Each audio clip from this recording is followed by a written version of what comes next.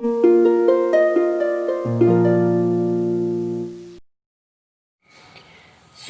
बच्चों, आज हम आपका पाठ भोलू के सपने को आगे कंटिन्यू कर रहे हैं। इसमें हमें करना है क्रिया। अब पहले हम क्रिया को समझ लें कि क्रिया क्या होता है। क्रिया जिन शब्दों से किसी काम के करने या होने का पता चले उसे क्रिया कहते हैं। जैसे उड़ना, बैठना, दौड़ना, सोना, सुनना, हंसना, रोना, ये सब क्या है? क्रिया। क्योंकि हमें इससे किसी काम के होने का पता चल रहा है। जैसे पहला, पक्षी आकाश में उड़ रहे हैं। यहाँ पर हमारी क्रिया क्या हुई? उड़ रहे हैं। क्या हुई हमारी क्रिया? उड़ रहे हैं। तो हम यहाँ उड़ रहे को अंडरलाइन करते हैं कि यहाँ पक्षी आकाश में उड़ रहे हैं।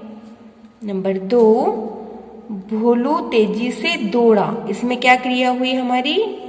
दौड़ा। क्योंकि भोलू क्या काम कर रहा है? दौड़ने का। तो भोलू तेजी से दौड़ा। नंबर 3, बच्चों ने सुंदर चित्र बनाए। तो इसमें क्या हुआ हमारा क्रिया? बनाए। क्योंकि उन्होंने क्या किया? बनाने का काम किया। मतलब किसी भी शब्द से उस काम के होने का पता चलता है तो वो शब्द क्या कहलाता है?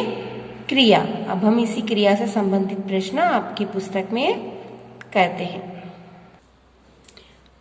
पुस्तक का पृष्ठ क्रमांक 73 इन वाक्यों में से क्रिया शब्द चुनकर सामने लिखें। यहाँ पर वाक्य दिए हैं, हमें इन वाक्यों में से क्रिया शब्द को ढूंढना है और लिखना है। पहला वाक्य है हमारा, भोलू कभी अकेला नहीं होता था। तो इसमें हमारा क्रिया क्या होगा? होता था। तो हम यहाँ लिखेंगे होता था। ख, पिता ने कहा चुपचाप सो जाओ। तो हमारी क्रिया क्या हुई इसमें? सो जाओ, सोने का। ये कार्य है सो जाओ। इससे हमें क्रिया का पता चल रहा है। तो हमने यहाँ पर सो जाओ को छांटकर इधर लिखा है। नंबर क, अध्यापक उन्हें बहुत सी कहानियां सुनाते थे। इसमें क्या काम हुआ? सुनाने का। तो ये हुई हमारी क्रिया, इसलिए हमने इसमें से लिखा सुनाते थे। तो ये है हमारी क्रिया, सुनाते थे।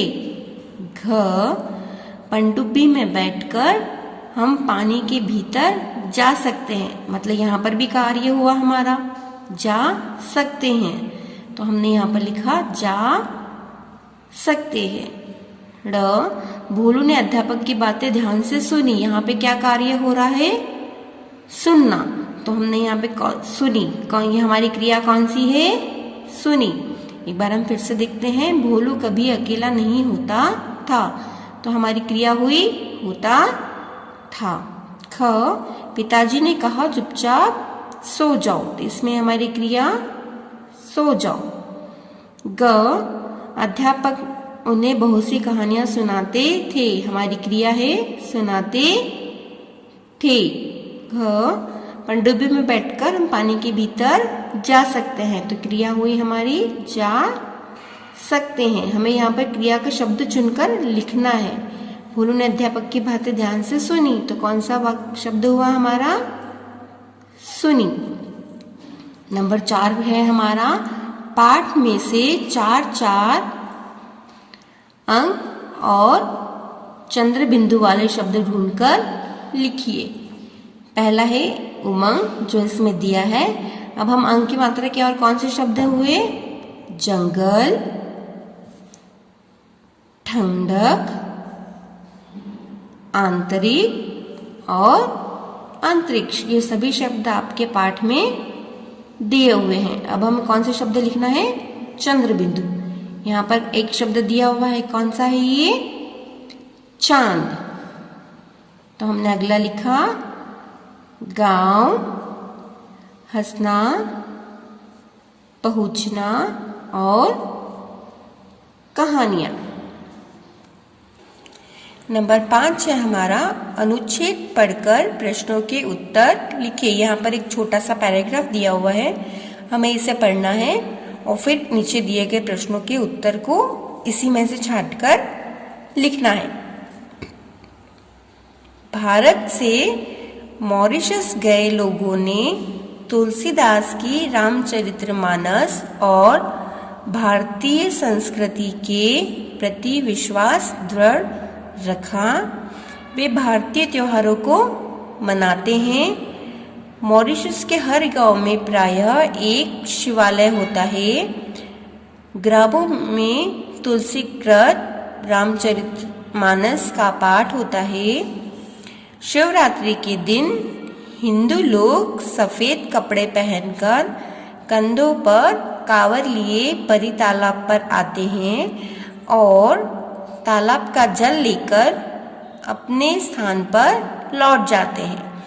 परी तालाब हिंदुओं का एक तीर्थ स्थान बन गया है। यहाँ लोग पिकनिक मनाने भी आते हैं। अभी हमने इस अनुच्छेद को पढ़ा, अब हम इन प्रश्नों को पढ़ते हैं, फिर इनके उत्तरों को देखेंगे। पहला है हमारा, भारतीय लोग मॉरिशस जाते समय अपने साथ क्या लेकर गए? ख, शिवरात्रि के दिन वे लोग क्या करते हैं? वे से मतलब हिंदू लोग क्या करते हैं? और ग, परी तालाब क्यों प्रसिद्ध है? तो पहला है हमारा, भारतीय लोग मॉरिशस जाते समय अपने साथ क्या लेकर गए? क्या लेकर गए थे वो? तुलसीदास की रामचरितमानस और भारतीय संस्कृति। तो हम उत्तर लिखेंगे, भारतीय लोग मॉरिशस जाते समय रामचरितमानस और भारतीय संस्कृति लेकर गए। भारतीय लोग मॉरिशस जाते समय साथ रामचरितमानस और भारतीय संस्कृति लेकर गए। अगला है हमारा, शिवरात्रि के दिन वे लोग क्या करते हैं? क्या करते हैं शिवरात्रि के दिन? हमने इसमें पढ़ा था, शिवरात्रि के दिन हिंदू लोग सफ़ेद कपड़े पहनकर कंधों पर कांवर लिए परी तालाब पर आते हैं और तालाब का जल लेकर अपने स्थान पर वापस लौट जाते हैं। अपने स्थान मतलब अपने घर लौट जाते हैं। तो हम उत्तर लिखेंगे, शिवरात्रि के दिन हिंदू लोग सफ़ेद कपड़े पहनकर कंधों पर कांवर लिए परी तालाब से पानी या जल लेकर अपने अपने घर लौट जाते हैं। मैं एक बार फिर से इसको रिपीट कर रही हूँ। शिवरात्रि के दिन हिंदू लोग सफ़ेद कपड़े पहनकर कंधों पर कांवर लिए परी तालाब से पानी या जल लेकर अपने अपने घर लौट जाते हैं। हमारा अगला प्रश्न है, परी तालाब क्यों प्रसिद्ध है? हमने इसको पढ़ा था, परी तालाब हिंदुओं का एक तीर्थ स्थान बन गया है। यहाँ लोग पिकनिक मनाने भी आते हैं। तो हम उत्तर लिखेंगे, परी तालाब हिंदुओं के तीर्थ स्थान की तरह प्रसिद्ध है। हमारा प्रश्न था, परी तालाब क्यों प्रसिद्ध है? तो उत्तर, परी तालाब हिंदुओं के तीर्थ स्थान की तरह प्रसिद्ध है। यहाँ आपका पाठ भोलू के सपने पूर्ण हुआ। अगले वीडियो में हम अगले पाठ को पढ़ेंगे। धन्यवाद।